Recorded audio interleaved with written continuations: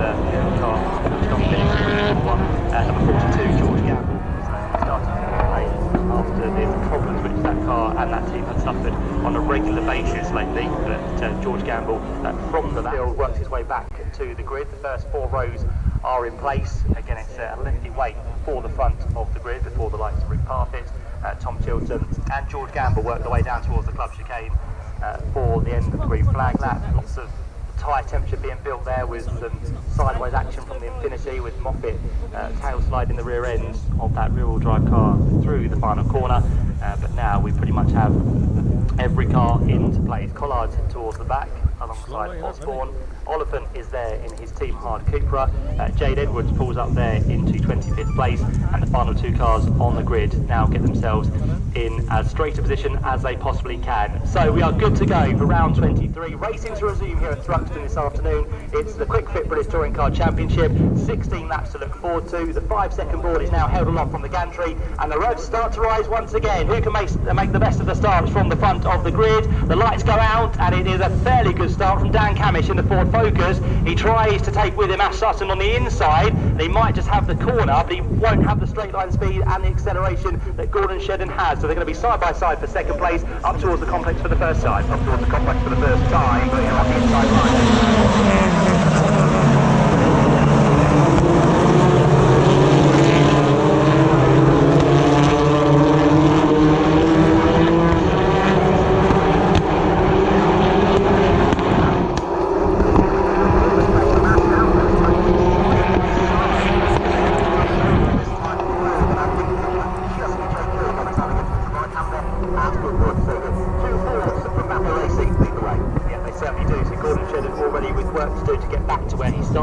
I think it was Rory Butcher, but Ashland is right there with them as well, so Jamie Hill has just squeezed through back into 4th place, as you said, Mark, so he now puts all his attention on the top 3, but now Ash Hand putting the pressure onto the back of the Toyota Corolla of Rory Butcher, so we're going to be nose to tail for 5th and 6th place, but the Napa Racing 4 Focuses starting to build a gap out front as they head back down towards the club chicane at racing speed for the first time. It's going to be Dan Camish that leads the way. Ash Sutton is second through the chicane, is going to go down row bottom with a shortcut, and so does Josh Cook there, but he'll have to set back in behind Michael Crease as they cross the line to complete lap number 1. The gap out front is just under half a second between the 2 Ford Focuses. So here they're coming towards the complex for the second time.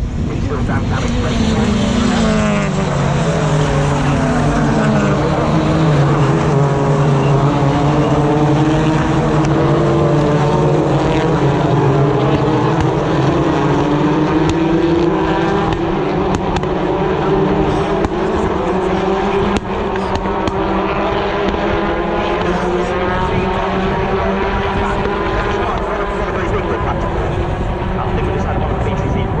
Hondas in a bit of strife there, and there's a bit of contact through the exit on Seagrave Corner. Just trying to work out which one that was from the line. I think it was Plato and Collard who have made contact down there in 18th and 19th place, but I think they've survived. Yeah, made a mistake, Camish then. With a few places lost.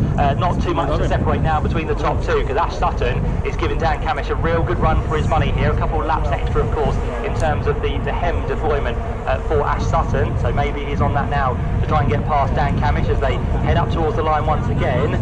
Sutton is on the deployment, so he's going to try and get a good run down towards Allard Corner, and on that lap, the quickest lap does go briefly to the second place man, Ash Sutton, a 1:16.693, just 3/10 between the top two now. Yeah, I did say it might come down to how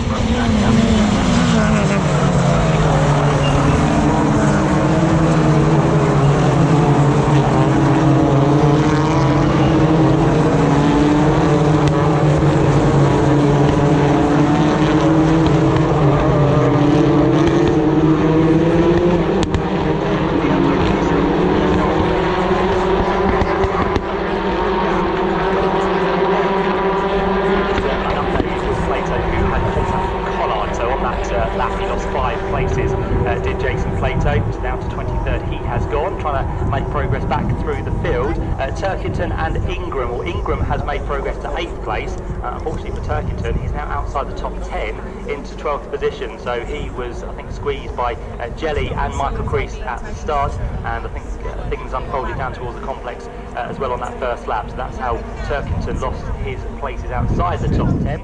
But Ingram, the man who's chasing him down, is definitely now getting more points than him as the leaders work their way back through. It is still going to be Dan Camish that leads the way. Ash Sutton in second. Third place for Gordon Shedden. Fourth place is Jake Hill. Rory Butcher then a little bit distant in fifth place, but company still there from Ash Hand and Dan Rowbottom in seventh. Camish pulled out there now.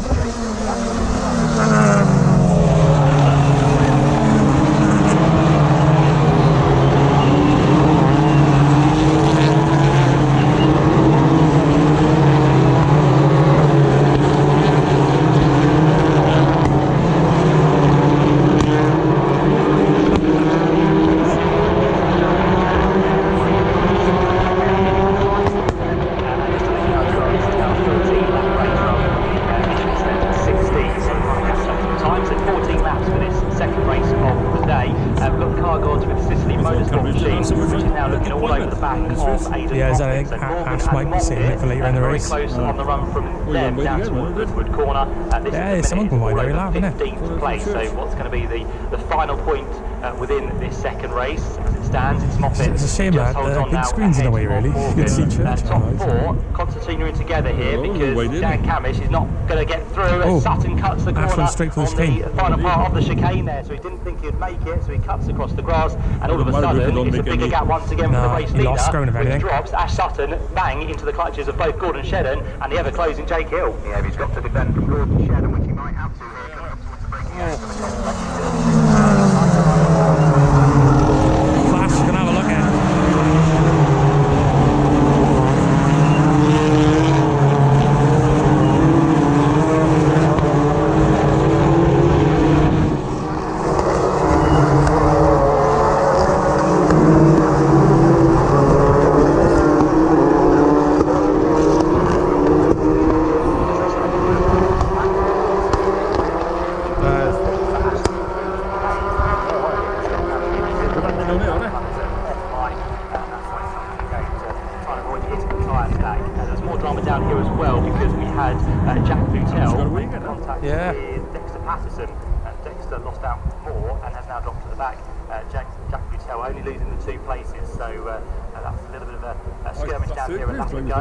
Yes, Dan Camish now Shannon.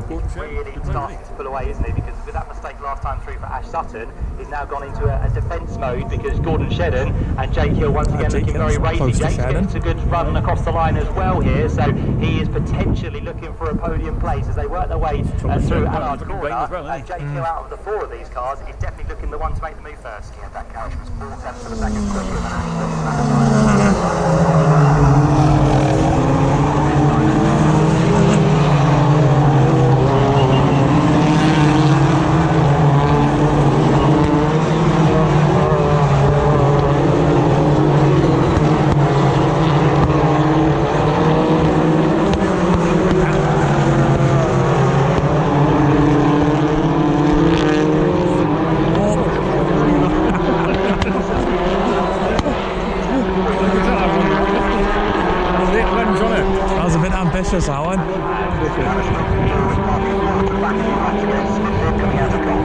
Thank you very much, Mark. Yeah, so with some more drama in this second race, I can also tell you that Hamilton has brought himself into the pit lane, so he under contact with Jack Butel is not liking the car as it stands. As once again we have our top four with us once more, and no move on this occasion for any of the top four, though Gordon Shedden takes a huge amount of curve through the middle again of the chicane, so he is offline slightly towards the completion of lap number 6, and Ash Hand is for the pit lane as well, so the man who was in 5th position, he talked to Grid about how the car was overheating. There's some more problems for now as he works his way down towards the far end.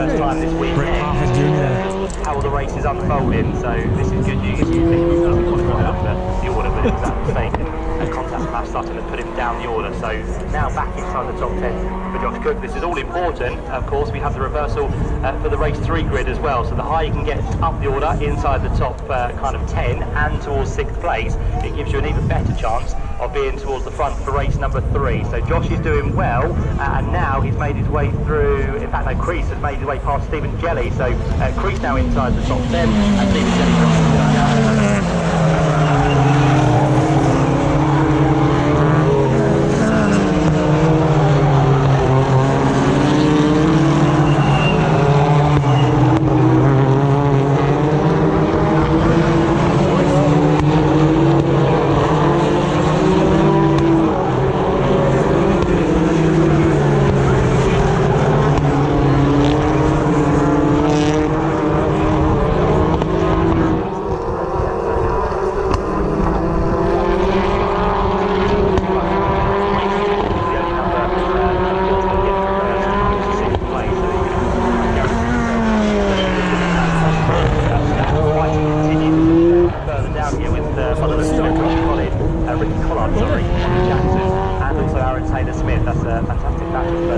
places just down the point. That's a good point though, isn't it? Dan Cammins taking this race in his stride, as he did in race number 1, just starting to build the gap out front. It was 1.2 seconds last time through. Has Ash Sutton managed to bring that gap down between him and his teammate? The answer is no. It creeps down by 1/10 of a second to 1.3, but Shedden and Hill still lurking in the background. Dan Cammins is now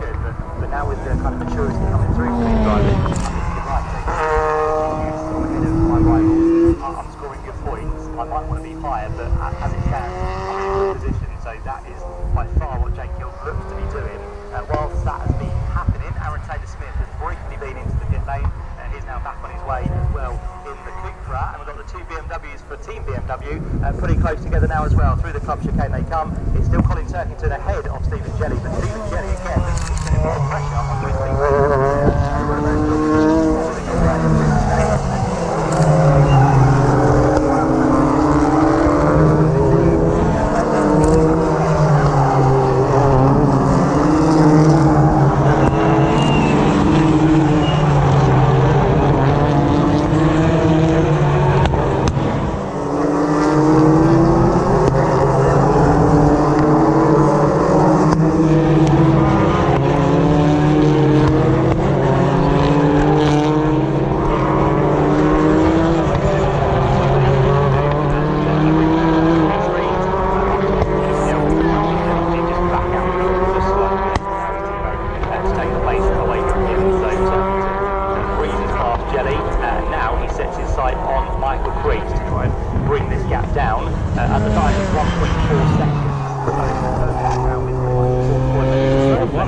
he should be able to close that down fairly quickly. Of Josh Cook, who is now up ahead of Michael Crease. So the battles are starting to edge themselves back together. The man ahead of them, Tom Ingram, now is trying to keep ahead of Dan Rowbottom, who again looks pretty racy in this battle. So we're pairing ourselves off from fifth on backwards.